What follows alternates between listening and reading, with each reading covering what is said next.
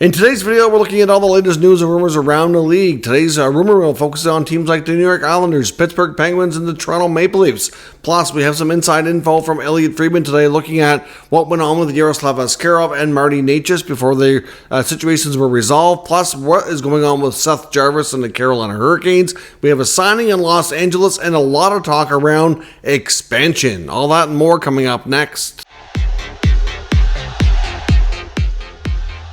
Welcome back to another video here at Top Shelf Hockey. As I mentioned, we have lots to talk about today. We're going to focus a bit on NHL expansion. We get some trade talk and a few other pieces of news around the league. We got a 32 Thoughts blog today from Elliotte Friedman. Elliotte indicated he's hoping to take this week off, but of course we'll see if the news cycle allows him to. But he did want to get one last written blog out here before taking some time for a little bit of a break. First up today, though, we do have a signing in Los Angeles. They've come to terms with goaltender Eric Portillo. So the Kings signed him to a 3-year deal under $800,000, $783,333. That's pretty good value. Portillo's a huge guy, 6'6", 23 years old. Put in some time in the University of Michigan, playing in the NCAA. Of course, Swedish-born goalie, but you don't get a lot of European goalies coming to play NCAA hockey, but he did do that. Had a pretty good run there in Michigan. Some good numbers. Ended up getting drafted by the Sabres, and of course, eventually was traded to the Los Angeles Kings. Now, I think with this contract and their situation between the pipes right now, where they have Darcy Kemper, they have David Riddick, I think they'd really like to see Portillo kind of emerge as hopefully at the very least the backup, if not hopefully a number one throughout the course of this contract. Obviously, for right now, they'll probably run with Riddick and Kemper at the NHL level this year, and Portillo will be probably the main option for call-up should they need to do that. And then I would hope that next year he'd have every opportunity to come in and be part of the NHL tandem, and with the hopes to eventually take it over as a starter. We'll see if that all pans out. I know the Kings they've had a lot of goalies in their system, but really ever since Jonathan Quick kind of started getting a little older and slowing down, and then eventually, of course, the last couple of years they moved on from him. Some of their other goalies that have come up through the system since Quick was the kind of running things there haven't quite worked out. Like, of course, at one point they were really high on Cal Peterson, and that has not worked out at all. At one point in time, they also had Jonathan Bernier. That was way back. It's been a while since they've had another goalie kind of really emerge, to give Quick a good run for his money. And anybody they have had has obviously been moved on. Marty Jones was another guy in their system too for a while. But as long as Quick was holding things down, a lot of other goalies never really got that chance to be the number one. But now they're obviously in a new era of the Kings, and they really could benefit from having that number one goalie. But the 6'6" Swedish goalie Portillo just might be that guy. We'll see. This could be proved to be a terrific signing here if things continue to progress and he works out to be able to play at the NHL level here pretty quickly. As I mentioned, we had a lot of information from Elliotte Friedman today. Kind of unloaded his notebook on his 32 Thoughts column. Seth Jarvis, of course, one of the top remaining restricted free agents that remains unsigned. One of the, main talking points Friedman talks about in his blog with Jarvis is he thinks that the deal is pretty much done and that it's not all the way done and official yet, because GM Eric Tulsky is still kind of tinkering, trying to make this team better. It's fair to say that they understand the importance of Jarvis. He's a well beloved teammate, obviously becoming a top line player for them, and I do think that they'll make sure he's signed for training camp. At least that would be my guess. But it's not surprising to hear Friedman's suggestion here that GM Eric Tulsky is still kind of tinkering with the lineup. This team has gone through significant change. They had a lot of players that they could not retain through free agency. For the first time in a long time, they lost a lot of people. Now, they brought in some good people too, so we'll see. But don't be surprised if we see the Carolina Hurricanes maybe try to make another move or two, and if they can do that before getting the Jarvis contract finalized, it may impact what they have for cap. I don't know how flexible Jarvis is being here, but I think it's fair to say that I think he would definitely like to get a long-term 7-8 year deal done. So we'll see. But Tulsky is still working and trying to figure things out. I would think that the main thing they'd be looking for would be forwards. I mean, they lost some key defensemen like Pesce and Shea, but they brought in Walker and Gossespierre. I think they're pretty decent on the blue line.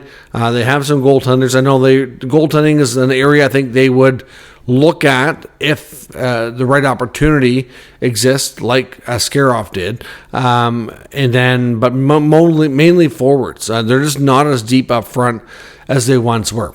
So we'll see. So obviously that could lead to some other moves here. We'll have to wait and find out what Tulsky's working on. Marty Necas, of course, Friedman was over in Europe as well, doing the European media tour. Had a chance to talk to a lot of European players. Had a chat with Marty Necas.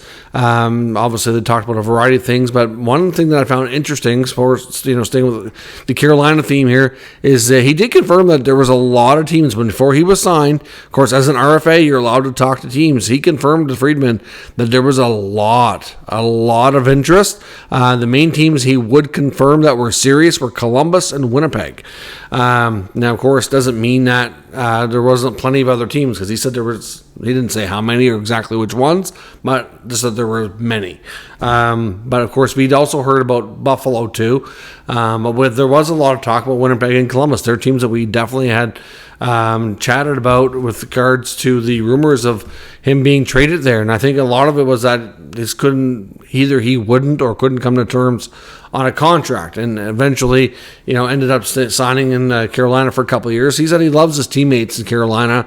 It wasn't really so much about that at all. So, he sounds like he's quite happy to be back, but at the same time, didn't really get into a lot of the details about what he, I guess what he was hoping to do. So we'll see, but nice to know some of the teams that we talked about in the rumor mill were indeed confirmed by Necas himself to be serious about making an acquisition. Now, of course, another scenario that we saw unfold recently, Yaroslav Askarov. We did hear Friedman when he first posted the news about the Askarov trade being close to going down. Of course, he had posted that it looked like it was going to be done with the Sharks, but then of course later on, after the return was made available and we finally got all the details on the trade, he did mention that there were a few other teams, including, I believe he mentioned Montreal and New Jersey as being teams that were also confirmed to be in the mix. We speculated about what those teams might have talked about, but today in his blog he mentions more teams, including Colorado and Utah. Now, again, those teams do not surprise me. Utah's been aggressive this offseason. They've obviously been, trying to put together a much better product than what the Coyotes had in Arizona, and I think for the most part they'll definitely be improved for sure.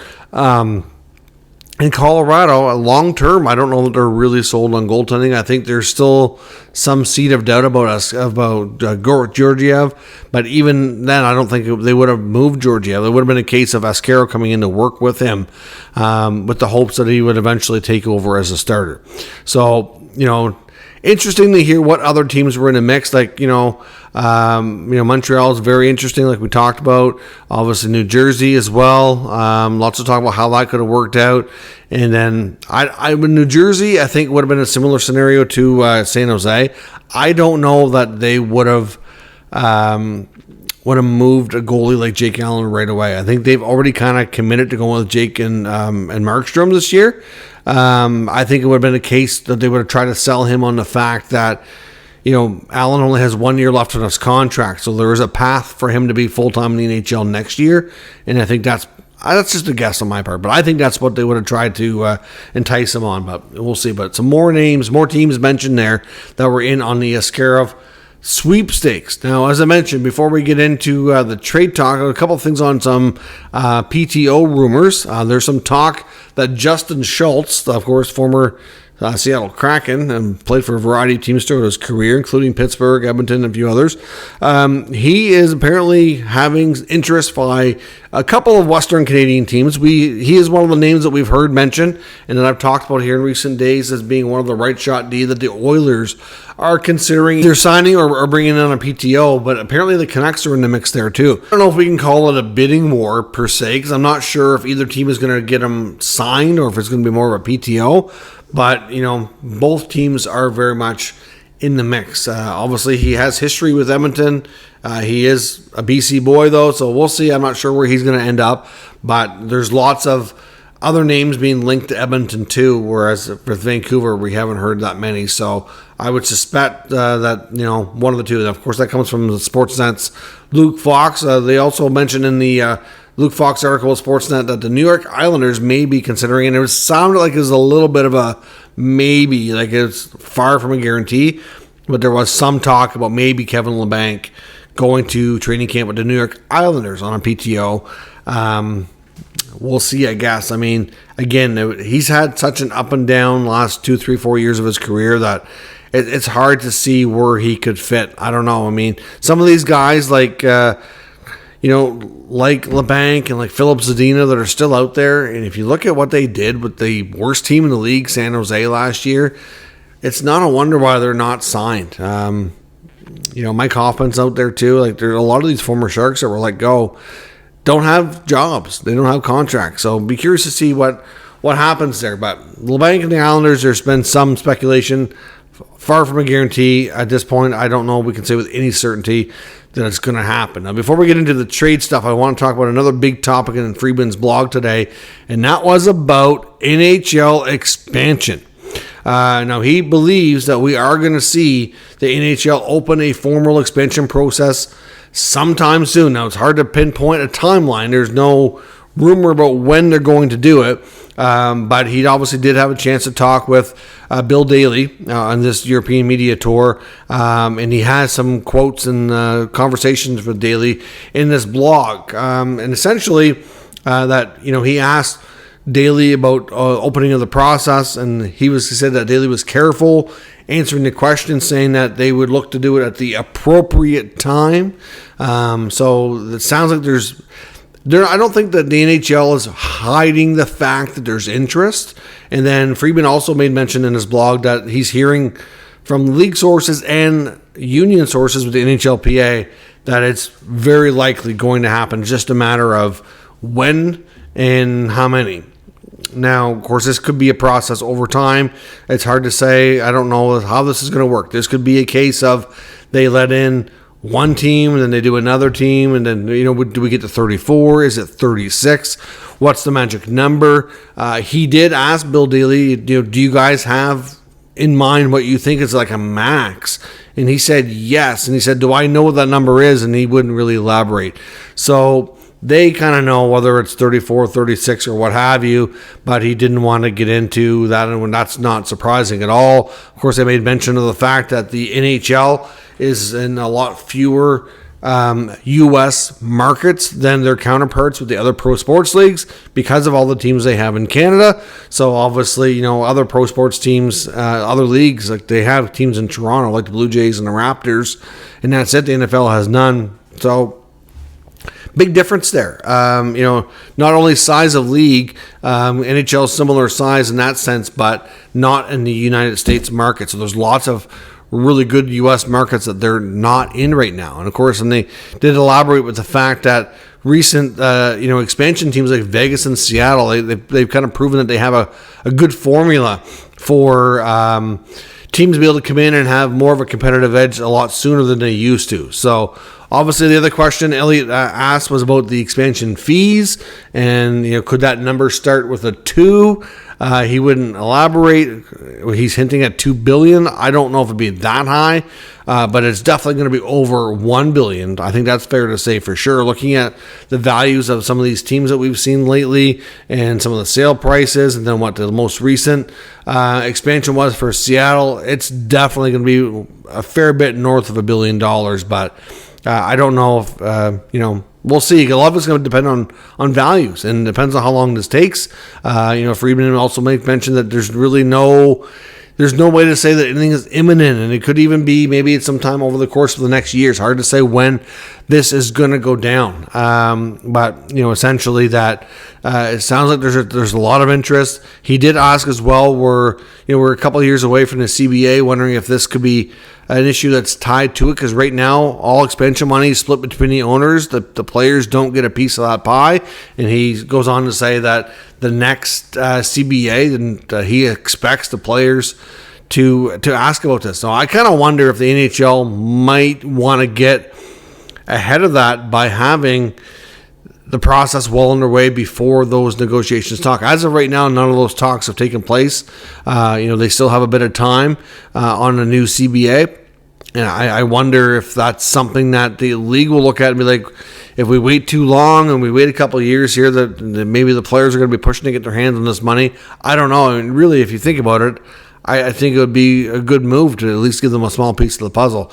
So we'll see what happens there, but it sounds like expansion is definitely on the horizon, and it's going to be likely soon, but like soon could mean a couple months, 6 months, hard to say, but I've said it before. I really think sometime, hard to pinpoint when, but sometime during the next season, or by the end of it at least, like I'd say within the 12-month calendar, or less than that, I'd say probably within the next, by July 1st at the latest of next year, the NHL will formally open an expansion process. And I don't think when they do that they're going to say how many teams that they are willing to accept. I just think that at that point they're going to get formal applications from ownership groups that want to put a team in.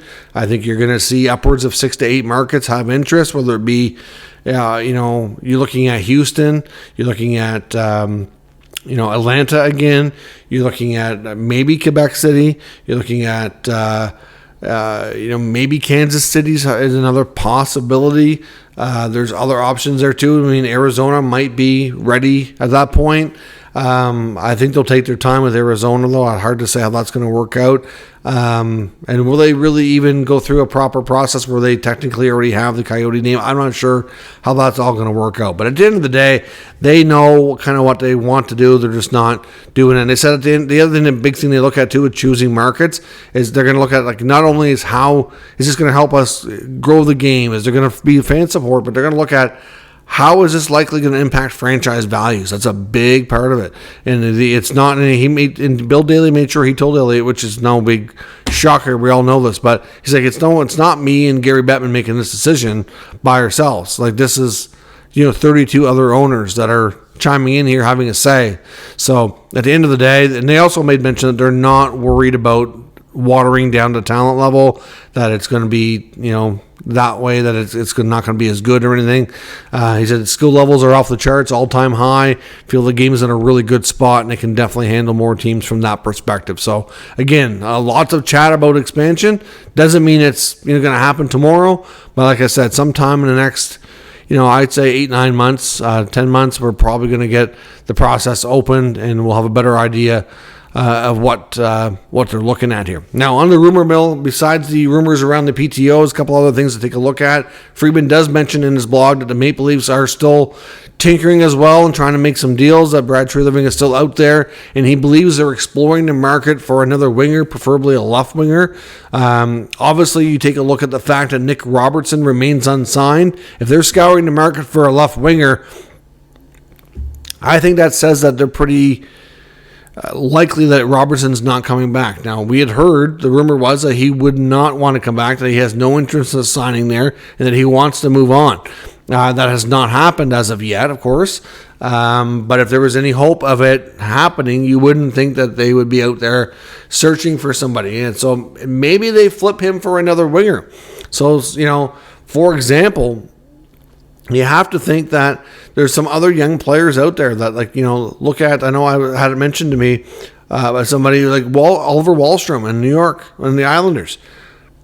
But that worked for both sides. Arthur Kaliev in Los Angeles.